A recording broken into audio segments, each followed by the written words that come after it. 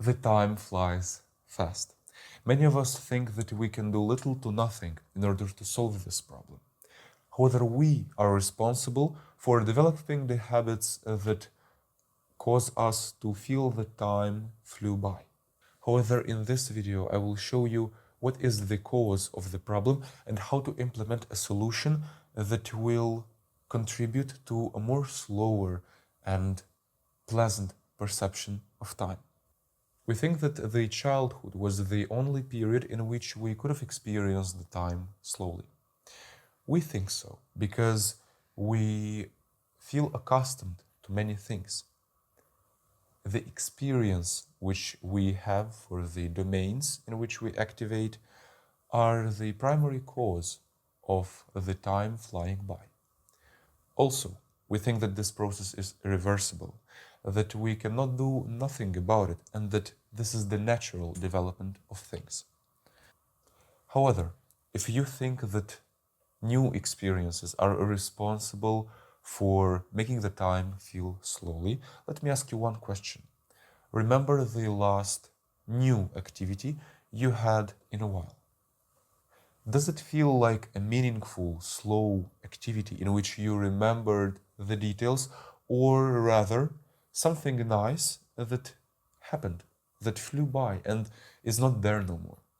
If you don't have this slow and meaningful perception of time, we come to a real problem. You think that the new experiences were responsible for the slow passing of time. Now you had one. What happens is that our inability to fully concentrate on a specific activity is the cause of it going by so fast. Therefore, we come to a real problem.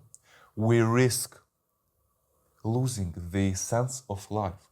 We risk letting the important moment pass by because we fail to truly concentrate.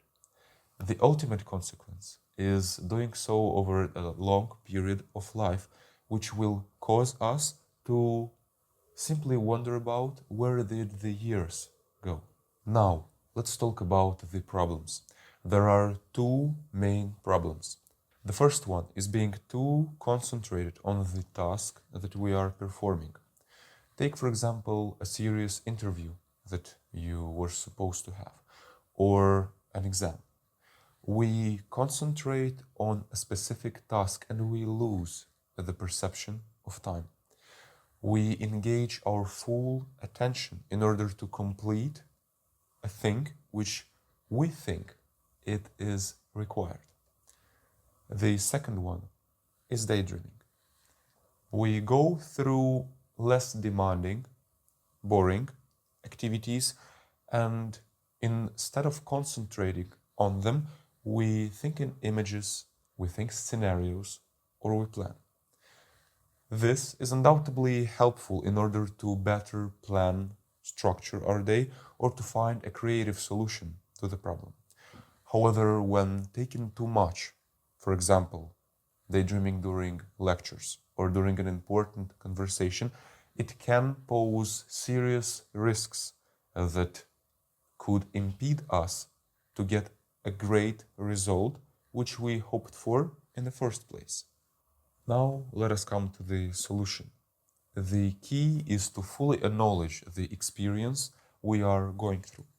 Just remember yourself as a kid, when you were noticing every smallest detail of every experience that you went through. You weren't assessing it, you weren't judging it, you were just going with the flow and being mindful about the things that you're experiencing. Therefore, the concept that you want to learn about in order to solve this problem is mindfulness. Mindfulness consists of three parts. First one is intention. Intention lies in objectively asking ourselves why are we performing an activity, or why do we want to perform an activity in the first place. This is very helpful because it can bring our attention back to the importance of the environment in which we find ourselves in. For example, when we think that a lecture is too boring, by asking ourselves why, we could remind ourselves that it was our desire to learn in the first place. Or when performing an examination or an interview, asking ourselves why could remind us that it is not at all so serious and the consequences of it are not that serious as we might think. The second is attention. It consists of two main parts. First is time. Second is space. Sometimes we forget the environment in which we find ourselves in. By remembering the time and space, we will remind ourselves of the fact that we should concentrate more if we are daydreaming, or the fact that we should engage less in an activity which we don't think is that serious. As a result, time and space will remind us of the requirements which are expected from us in a specific moment. And the third one is our attitude, the attitude of being kind. This is important because, as the highest goal, we have to have the desire of going through life in a pleasant way and experience the time in a good willing manner. This is important because when we engage in a boring activity, we have to remind us that maybe the person does not have enough competences to sound interesting, or maybe we should pay more attention because this will be us who may find ourselves in the same situation next time. The second problem concerns too much concentration. When we focus, we close ourselves from the path of getting new ideas.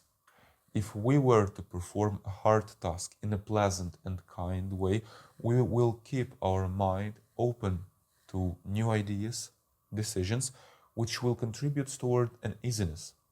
As a consequence, we will have the ability to go through hard tasks in an easy way, and it will make our experience pleasant. As a conclusion, everything is dependent upon us. How we go through time determines our perception of it.